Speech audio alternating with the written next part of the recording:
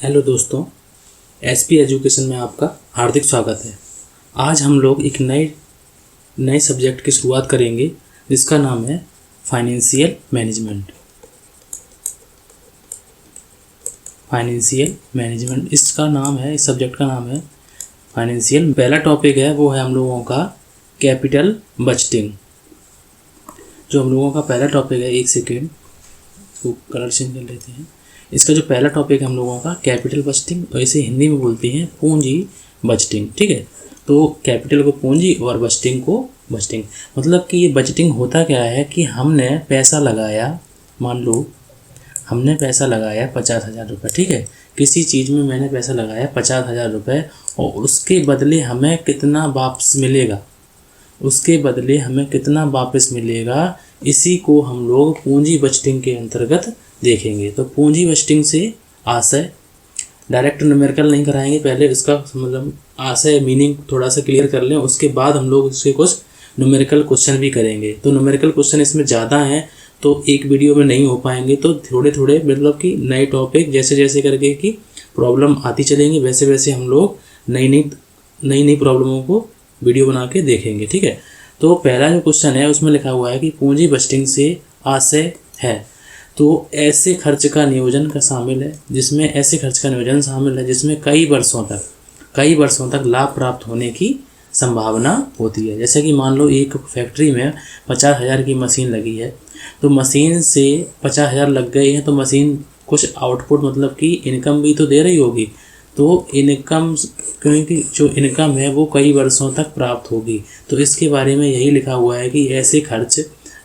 का नियोजन शामिल है जिसमें कई वर्षों तक लाभ प्राप्त होने की संभावना होती है, तो इसे बोलते हैं हम लोग पूंजी बजटिंग।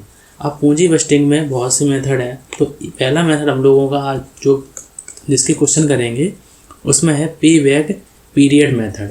पे बैक पीरियड मेथड मतलब कि मैंने मान लो कि पे कितना किया है, उसके बदले मुझे कितना वापस आएगा, तो ये है पे बैक पीरियड मेथड। तो इसका जो फार्मूला है वो है NI/OS। तो NI को कभी कभी NI भी बोलते हैं और OS को कैश इनफ्लो भी बोल देते हैं। ठीक है, तो अगर OS नहीं दिया जाता है, ऑपरेटिंग सेविंग जिसे बोलते हैं इंग्लिश में, ऑपरेटिंग सेविंग नहीं दी जाती है, तो हम लोगों को कैश इनफ्लो दिया जाता है। तो कैश इनफ्लो अगर नहीं दिया जाता तो हम लोगों को निकालना पड़ेगा।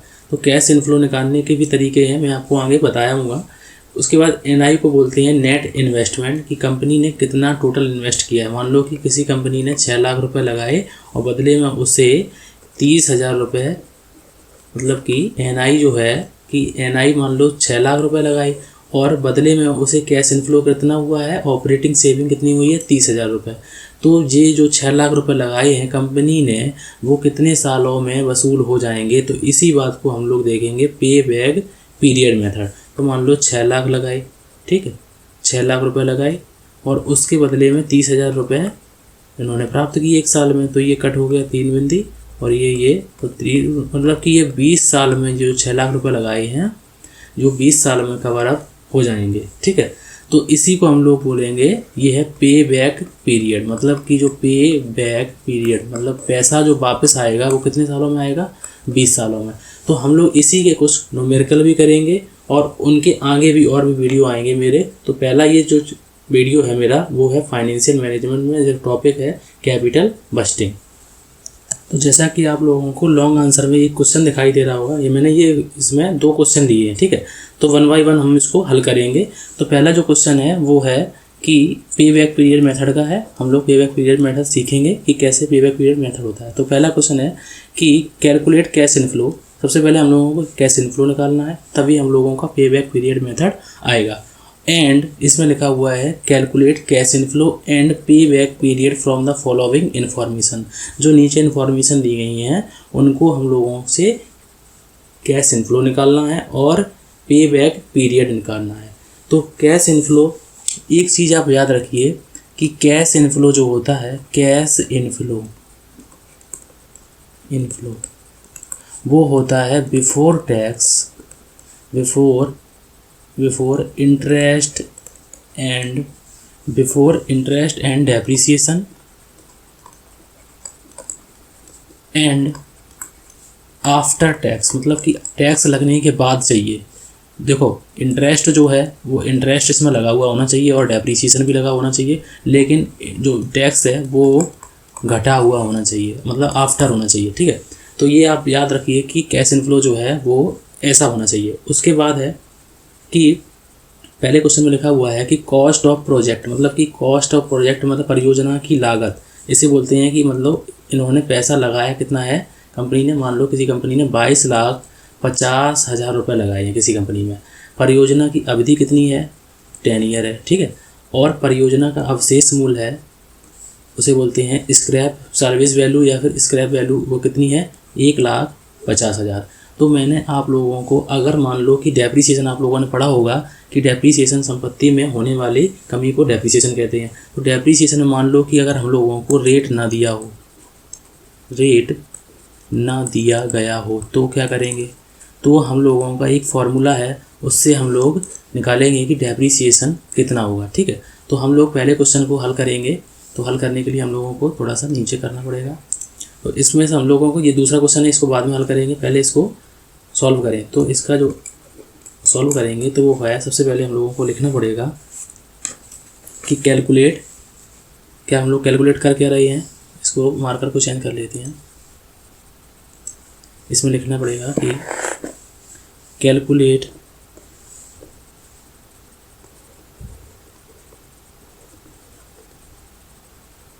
Calculation of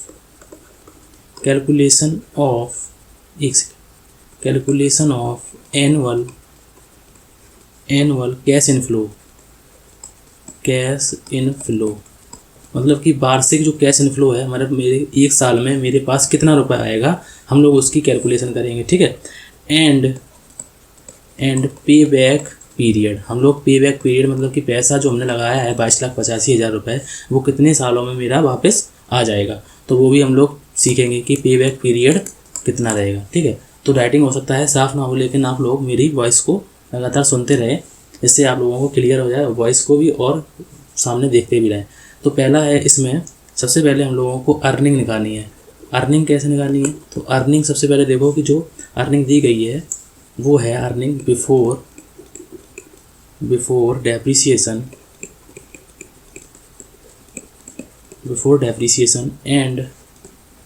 and after tax होनी चाहिए, ये बात है। ठीक है, तो जो अर्निंग होनी चाहिए वो बिफोर डेप्रीसिएशन होनी चाहिए, लेकिन आफ्टर टैक्स होनी चाहिए।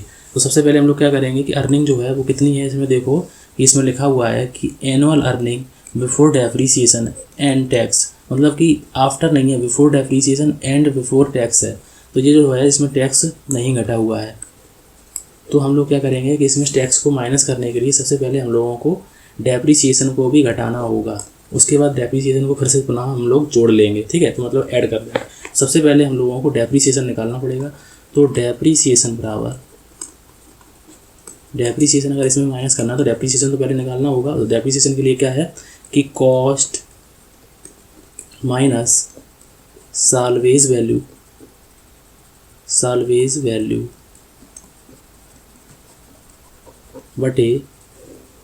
बटे में होता है लाइफ टाइम। ठीक है, तो लाइफ टाइम, तो ये हो गया इसके नीचे। तो इसमें सबसे पहले हम लोगों को डेप्रीसिएशन निकालने के लिए हम लोगों की कॉस्ट कितनी थी, 22,50,000 रुपये। ठीक है, और साल्वेज वैल्यू कितनी है, 1,50,000 रुपये, और अनुमानित जीवन काल जो मतलब कि लाइफ टाइम दी है वो है हम लोगों की मशीन की 10। ठीक है, तो अगर हम लोग इसको हल करेंगे तो इसमें से ये संख्या माइनस करेंगे तो आएगा हम लोगों का 21 लाख रुपये।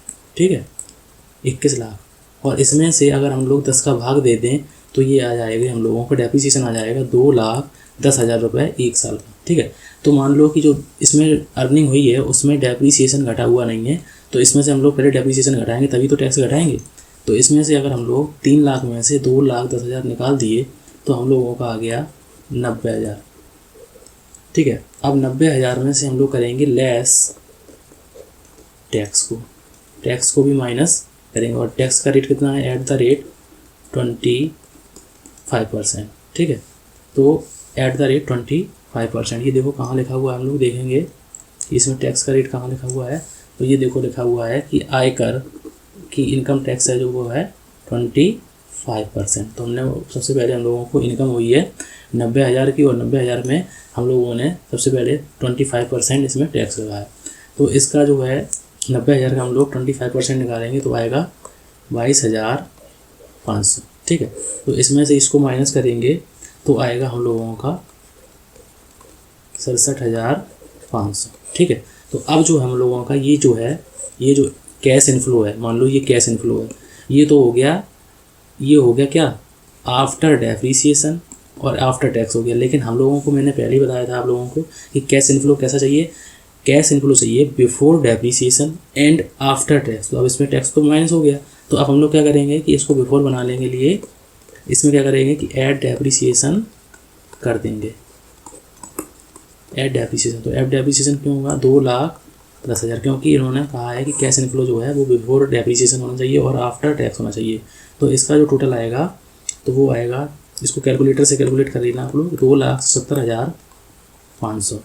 ये हो गया हम लोगों का, इसको लिख दे रहे हैं हम लोग, ये जो है हम लोगों का कैश इनफ्लो है, इनफ्लो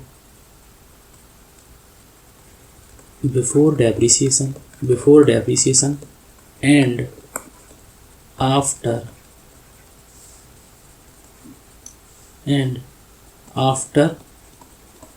टैक्स है। ठीक है, तो अब हम लोगों को, मतलब कि हम लोगों की जो आय है वो 2,70,500 रुपये है, वो है एक साल में। एनुअल कैश इनफ्लो कितना है, 2,70,500। तो एक क्वेश्चन में तो हम लोगों से यही पूछा गया था कि एनुअल कैश इनफ्लो बताइए, तो वो उसका आंसर देख लेते हैं हम लोग।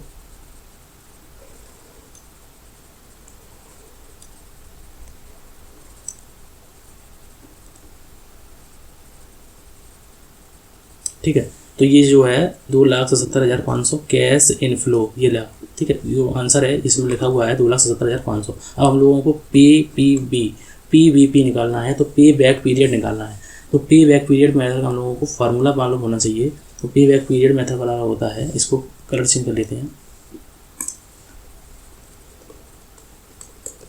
पे बैक पीरियड बराबर क्या होता है कि नेट इन्वेस्टमेंट बटे ओएस, या फिर इसी को बोल सकते हैं कैश इनफ्लो। ठीक है, जो तो आप लोगों के पास हो। ठीक है, तो सबसे पहले हम लोगों का नेट इन्वेस्टमेंट कितना था, 22,50,000 रुपये। ठीक है, इसीलिए क्वेश्चन को सही तरीके से पढ़ लेना कि बार बार क्वेश्चन को देखने की जरूरत ना पड़े। तो नेट इन्वेस्टमेंट था हम लोगों का 22,50,000 रुपये, और ऑपरेटिंग सेविंग या फिर कैश इनफ्लो कितना है जो आप लोगों ने निकाल लिया है, 2,70,500। मतलब कि हम लोगों ने रुपए कितने लगाए हैं, 22,50,000 रुपये, और हम लोगों को एक साल में अर्निंग कितनी हुई है, 2,70,500। तो ये जो रुपए हैं जो हम लोग लगाए हैं वो कितने दिन में वसूल हो जाएंगे, तो वो दिन नहीं, वो लगेगी, मतलब साल लगेंगे, क्योंकि एक साल में 2,70,500। तो इसको कट करेंगे जब इस संख्या से, तो कैलकुलेटर से, तो 8.108 ईयर लिखा है, मतलब कि 8 महीने और 10 साल में लगभग इसको, मतलब कि हम लोग इस जो ऊपर जो इन्वेस्टमेंट किया है उसको वसूल कर सकते हैं। तो पे बैक पीरियड मेथड आप लोगों को समझ में आ गया होगा क्वेश्चन नंबर 1। अब क्वेश्चन नंबर 2 जो मैंने वीडियो में दिया है, आप लोग उसको सॉल्व कीजिए, और अगर नहीं आए तो प्लीज़ कमेंट कीजिए। Thank you for watching.